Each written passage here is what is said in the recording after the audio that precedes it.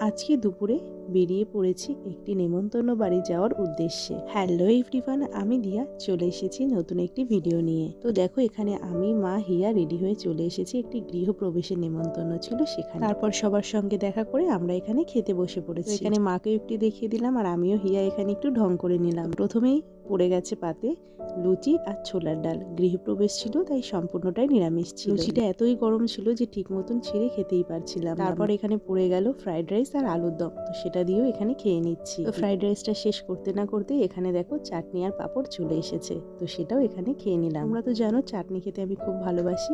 তো এখানে দেখো নলেন গুড়ের রসগোল্লাও চলে এসেছে। তো এখানে চাটনি পাঁপড় খেয়ে তারপর রসগোল্লাটাও শেষ করে নিলাম।